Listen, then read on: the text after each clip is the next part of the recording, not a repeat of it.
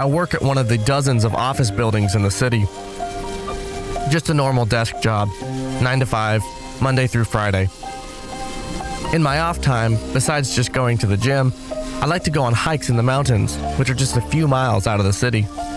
I know most of the main trails like the back of my hand, but I only go on those when I'm exhausted and can't bother finding my own way through new, unexplored trails. I got off work and drove the 4 miles home. After sitting through 25 minutes of traffic, I finally pulled into my driveway. I sat there for a minute and ran through the day in my head. I was tired. I stretched my arms and yawned, finally forcing myself to get out of the car, grab my backpack, and walk inside. Opening the door, the first thing I noticed was the smell of dog shit. Maybe I shouldn't have gotten a puppy. I hated cleaning up stuff like this, but no one else was gonna do it for me. After the shit was literally dealt with, I took a quick shower and headed back out to go on a short hike before it got dark.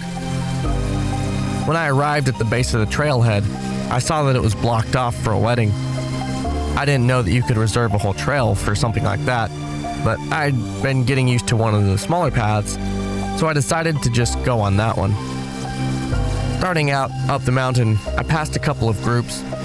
I got up to the split and passed the last person I would see that night.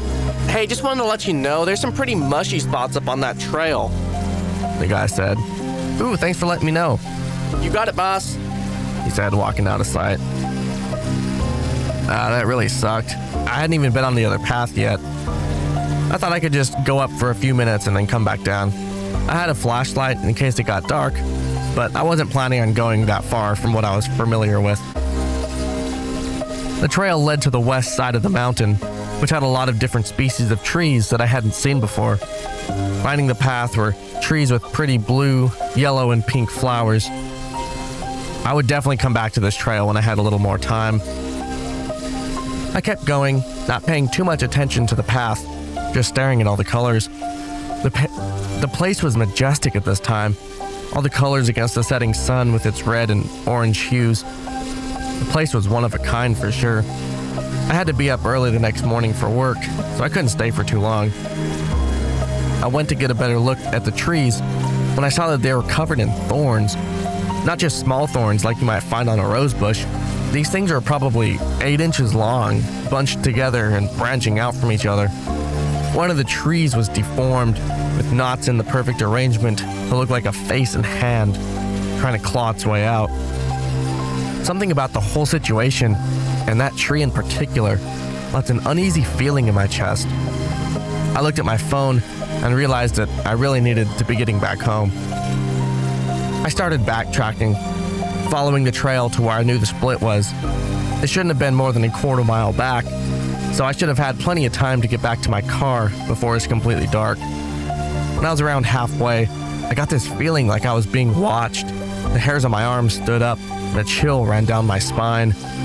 I'd never experienced anything like that before, almost like my body was warning me that my life was in imminent danger. I looked around for a second, but saw nothing besides the long, shimmering shadows cast by the trees in the amber glow of the sunset.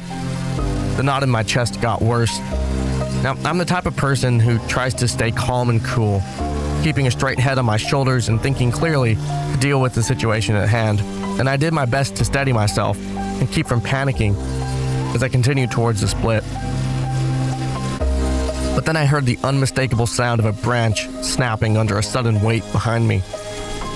I instinctively reached for my knife, feeling the comfort of its weight on my belt. The snapping of branches followed me, and I quickly realized that whatever was stalking me was walking on 2 legs. Could it be a black bear? I've seen a few of them out here, but I discarded that idea since I don't think they ever walk on just their hind legs. I started to jog, trying to get away from the animal, but the trail suddenly made a sharp turn that I didn't remember. With the fading light and the fact that most of my attention was on getting away from whatever was following me, I ran straight into an overgrowth of vines. I picked myself up and got back onto the gravel path, reached into my backpack and got out my flashlight. When I turned the light on, it shone onto one of those trees, but not just one of those trees, it was the tree. The knotted mass of wood was now protruding from the stump. A screaming face bulged out with a splintery forest of spines jutting from its mouth. Shocked and rattled, I quickened my pace, hoping to make it back to safety before whatever was out here got to me. I only made it about 100 more feet when I saw the same tree again. At least I thought it was the same tree at first, but then I realized that it was shaped a little differently, shorter and wider at the base. The knots and twists had formed a crooked, jagged humanoid figure from the hips up and was seemingly frozen halfway out of the tree. Branches grew and twisted together, looking like arms, but with too many joints. Stumbling over my feet and now completely creeped out, I ran. I made it pretty far, back to the split in the trail. I stopped for a second to catch my breath, relieved that I had finally made it back onto the side of the mountain that I somewhat knew. Walking back into the thick of the wooded trail, I shined my flashlight up to show the being standing in the middle of the path.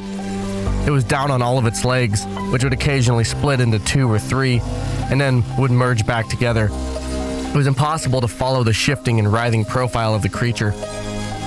To complete the absolutely horrifying visual, it had an elongated and warped face with a crown of those deathly large spines. Detached from the tree, the thing darted into the thicket. I followed the sound of it rushing through the trees and was ready for it as it leapt out at me. Fortunately, I had picked up a big stick a while back. I swung it at the shimmering creature and made contact. It went stumbling back into the brush, and I ran as fast as I could until once again I was out of breath.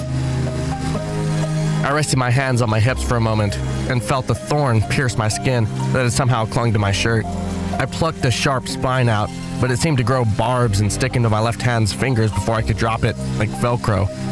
I flung it off and continued on, thinking that I'd made it away from that place, but the trail turned in ways that I didn't remember. When I got to a clearing, I stopped. Out in front of me were those same yellow-flowered trees.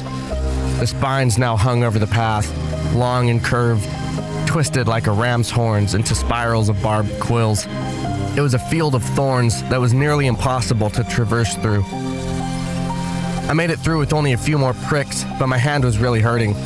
I tossed my flashlight back into my other hand to reveal 9 of those curling thorns growing out of my skin, pulling it tight and making a mountain range on my palm.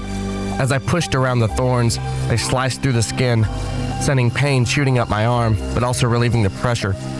I turned my hand over to see that my fingernails were cracked and dark. Looking up, I saw a deer run onto the trail. It stopped and looked over at me, and I was honestly relieved to see something natural. But almost as if to laugh at me, the deer's jaw detached from its head, leaving it hanging from the skin, blood dripping from the roof of its mouth. As its head split down the middle, its nose tore apart. The antlers straightened out to look like the thorns of those trees. As the halves ripped apart, I saw the screaming figure of wood was inside. It pulled itself from the rest of the deer's body and cast away the suit of hide and started making its way towards me. I backed up, deciding that I was best off running back up the mountain. But before I had the chance to turn, a prickly hand rested on my shoulder, and in the blink of an eye, a log was shoved through my stomach. I looked down to see that it was an entire stump of a tree sticking out of me. The quickness of the whole situation had just not given my body time to feel the pain. I stood there for a second in shock, watching as the blood collected and dripped from the bark. I felt all the muscles in my torso tighten up and seize in place like an unending cramp. My shirt seemingly dried out and fell off in flakes. It wasn't until the cramp got to my arms that I realized that I was slowly turning into the same knotted, dead wood. The creature standing off in front of me walked up, grabbed the log, and yanked it right through my stomach. I craned my head down, hearing a sickening crack as some part of my neck snapped off. The gaping hole in my torso already filling with those sappy thorns. They dragged me back along the trail, taking me to the other side of the mountain. They left me standing there, on the side of the trail. Roots grew out of my feet, and branches grew from my head. My body was excruciatingly stretched into the shape of a tree, pulling my arms into each little branch. By the time I saw another human, the sun had risen. It still felt like every part of me was being dislocated and crushed, and I couldn't make a noise. I couldn't fall asleep or close my eyes. I could only stand there, silently pleading for anything to save me from this hell. Maybe if somebody chopped me down, I'd finally be able to die.